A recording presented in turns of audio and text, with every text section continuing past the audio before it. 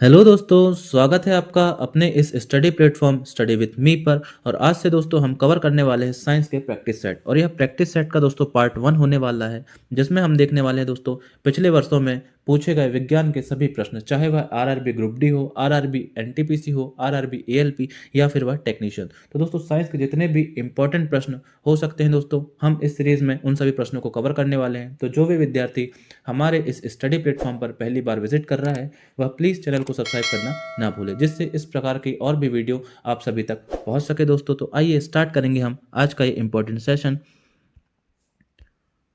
तो सबसे पहला प्रश्न है दोस्तों आपके सामने, हवा में ध्वनि की गति। अगर हम बात करें हवा में ध्वनि की गति, तो आपके सामने ऑप्शन होने वाले हैं 331 मीटर पर सेकंड, 220 मीटर पर सेकंड, 110 मीटर पर सेकंड या फिर 232 मीटर पर सेकंड। तो दोस्तों आपका आंसर होने वाला है ऑप्शन नंबर 1, 331 मीटर पर सेकंड। तो दोस्तों आपको आपको दोस्तों आंसर आपको बन रहा है, आपको लास्ट में दोस्तों कमेंट करके बताना है आपने इन प्रश्नों में से कितने का सही आंसर आपने किया है दोस्तों। अगर हम बात करें हवा में ध्वनि की गति, तो वो हमने देखा 331 मीटर पर सेकंड।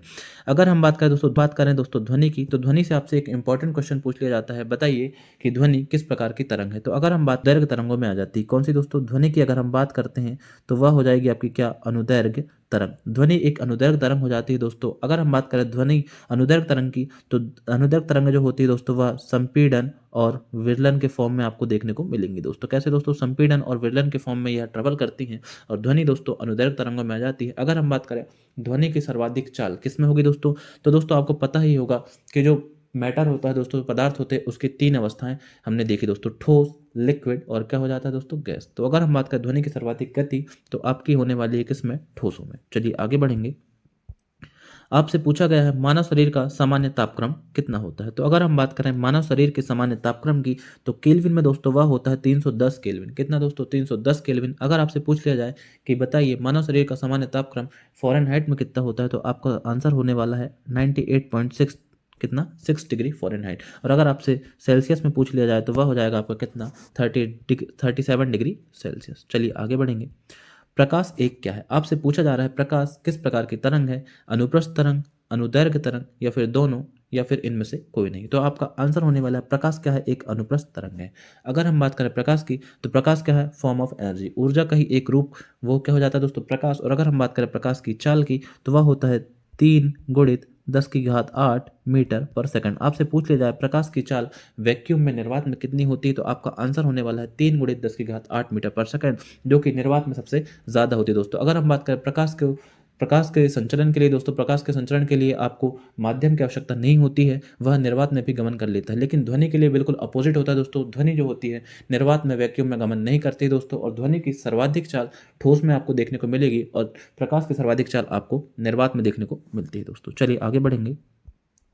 एक हीटर में तार बना होता है। आपसे पूछा जाएगा दोस्तों कि जो आपके घर में जो आप हीटर उपयोग करते हो, उसका तार किस किस पदार्थ का बना होता है। आपके सामने ऑप्शन है नाइक्रोम, टंगस्टन, लोहा, तांबा। तो आपका आंसर होने वाला है दोस्तों ऑप्शन नंबर ए, नाइक्रोम। तो जो एक हीटर होता है दोस्तों, उसका तार आपके नाइक्रोम का बना होता है। अगर हम बात करें टंगस्टन की, तो जो विद्युत बल्ब होता है दोस्तों, विद्युत बल्ब जो होता है दोस्तों, उसका जो फिलामेंट होता है दोस्तों, वह टंगस्टन का बना होता है। किसका दोस्तों, टंगस्टन का बना होता है। चलिए आगे बढ़ेंगे।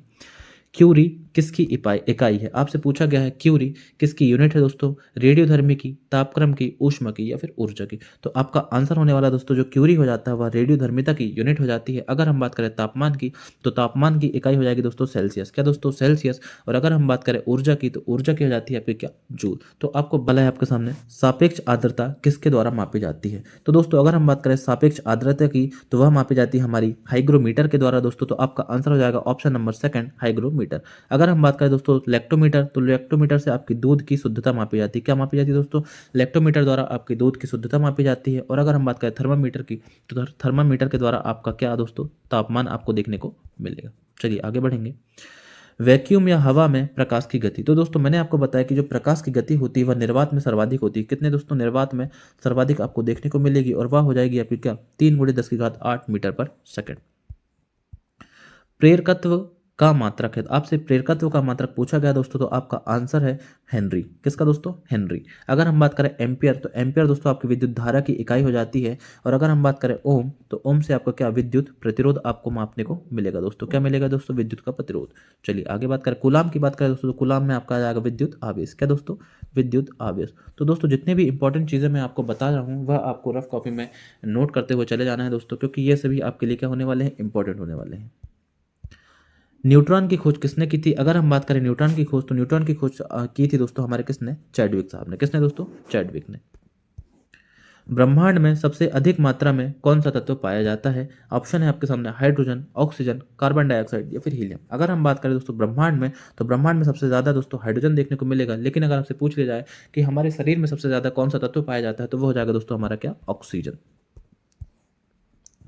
सापेक्षता का सिद्धांत किसने दिया था? तो दोस्तों आपसे सापेक्षता के सिद्धांत के बारे में पूछा गया है, तो वो दिए थे दोस्तों हमारे किसने? आइंस्टीन साहब ने। किसने दोस्तों? आइंस्टीन ने। चलिए आगे बढ़ेंगे। थायराइड ग्रंथि में अत्यधिक वृद्धि किसकी कमी के कारण होती है? तो अगर हम बात करें थायराइड ग्रंथि में दोस्तों, जिसे घेंगा रोग भी बोला जाता है, वह हमारी आयोडीन की कमी के कारण दोस्तों क्या हो जाता है? थायराइड ग्रंथि में सूजन आ जाती है और उसे ही हम क्या बोलते हैं दोस्तों? घेंगा रोग बोलते हैं। अगर हम बात करें दोस्तों कैल्शियम की, तो कैल्शियम दोस्तों, कैल्शियम प्लस फास्फोरस से क्या दोस्तों? हमारे दांत और हड्डियों का निर्माण होता है।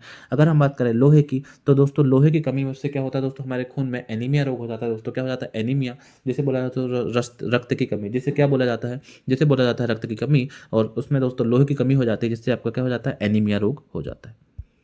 साइटोलॉजी है, तो दोस्तों आपसे पूछा गया साइटोलॉजी क्या है? तो साइटोलॉजी दोस्तों आपका कोशिकाओं का अध्ययन हो जाता है। क्या हो जाता है दोस्तों? कोशिकाओं के अध्ययन को साइटोलॉजी कहा जाता है। अगर हम बात करें फलों के अध्ययन को, तो फलों के अध्ययन को दोस्तों हम बोलते हैं क्या? पोमोलॉजी। क्या बोला जाता है दोस्तों? पोमोलॉजी आपका फलों का अध्ययन हो जाता है। अगर बात करें दोस्तों मधुमक्खियों के अध्ययन की, तो वो बोला जाता है आपका क्या? एपीकल्चर। क्या बोला जाता है दोस्तों? एपीकल्चर। और अगर बात करें दोस्तों विष के अध्ययन की, तो वो बोला जाता है किसे? टैक्सिकोलॉजी। किसे दोस्तों? टैक्सिकोलॉजी। रक्त है एक, तो दोस्तों आपसे पूछा जाएगा कि रक्त क्या है? तो रक्त है दोस्तों आपको संयोजी ऊतक, उपकला ऊतक या फिर दोनों या इनमें से कोई नहीं। तो आपका आंसर होने वाला है दोस्तों रक्त एक क्या है? कनेक्टिव टिश्यू हो जाता है दोस्तों। रक्त एक संयोजी ऊतक हो जाता है।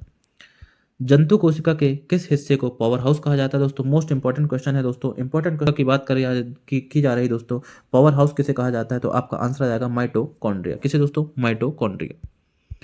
मानव शरीर में विटामिन ए को कहाँ संग्रहित किया जाता है? तो दोस्तों अगर हम बात करें विटामिन ए की, तो विटामिन ए को दोस्तों यकृत में संग्रहित किया जाता है दोस्तों। किसमें हो जाता है आपका? सौर विकिरण किसके द्वारा मापा जाता है? तो दोस्तों अगर हम बात करें सौर विकिरण की, तो वो हो जाता है आपका क्या? पायरोमीटर। अगर बात करें बैरोमीटर की, तो इससे मापा जाता है दोस्तों आपका क्या? वायुमंडलीय दाब। क्या मापा जाता है दोस्तों? वायुमंडलीय दाब आपको मापा जाता है किससे? बैरोमीटर से। अगर हम बात करें दोस्तों थर्मामीटर की, तो थर्मामीटर से टेम्परेचर मापा जाता है, लेकिन अधिक टेम्परेचर जो होता है दोस्तों वह पायरोमीटर द्वारा मापा जाता है।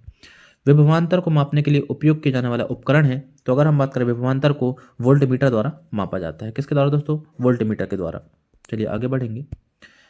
विद्युत आवेश को मापने की इकाई है, अगर हम बात करें विद्युत आवेश को किसके द्वारा मापा जाता है दोस्तों? यूनिट क्या है? तो कूलाम। अगर हम बात करें जूल, जूल किसकी जाएगी दोस्तों? कार्य प्लस ऊर्जा। कार्य प्लस ऊर्जा की जो इकाई हो जाएगी दोस्तों, वह हो जाएगी आपकी जूल। एम्पियर किसकी हो जाती है दोस्तों? विद्युत धारा। एम्पियर हो जाती है दोस्तों विद्युत धारा। अगर हम बात करें विद्युत आवेश की, तो वह हो जाएगी कूलाम। और अगर बात करें दोस्तों विद्युत विभवांतर की, तो वो मापा जाता है वोल्ट में। ओम का नियम है, तो दोस्तों आपको बताना है कि ओम का नियम निम्नलिखित में से क्या है? तो क्या होता है दोस्तों ओम का नियम? जो दोस्तों विद्युत परिपथ में बहने वाली जो धारा है दोस्तों, वह विद्युत विभवांतर के क्या होती है दोस्तों? समानुपाती होती है। क्या होती है दोस्तों? समानुपाती होती है। तो अगर यहाँ से हम देखें दोस्तों, तो V बराबर क्या हो जाएगा दोस्तों? आई आर, जहाँ आर क्या हो जाता है दोस्तों? एक नियतांक हो जाता है। तो यहाँ हम बात करें तो ऑप्शन नंबर 1 हमारा राइट आंसर होने वाला है। डायलिसिस किससे संबंधित है? तो अगर बात करें दोस्तों डायलिसिस, तो डायलिसिस हमारे वृक्क किडनी से संबंधित होता है दोस्तों। तो रक्त को छानने का काम कौन करता है दोस्तों? किडनी करता है। और दोस्तों इसे ही क्या होता है? डायलिसिस बोला जाता है दोस्तों, कि जब किडनी सही तरीके से काम नहीं करती है दोस्तों, रक्त को सही से नहीं छान पाती है, तो दोस्तों कृत्रिम विधि द्वारा रक्त को छाना जाता है, उसे ही क्या बोला जाता है दोस्तों? डायलिसिस। निम्नलिखित में से कौन मिल्क ऑफ मैग्नीशिया है? तो अगर हम बात करें मिल्क ऑफ मैग्नीशियम की, तो मैग्नीशियम हाइड्रोक्साइड। क्या दोस्तों? Magnesium hydroxide. क्या दोस्तों? मैग्नीशियम हाइड्रोक्साइड को बोला जाता है क्या? मिल्क ऑफ मैग्नीशियम दोस्तों।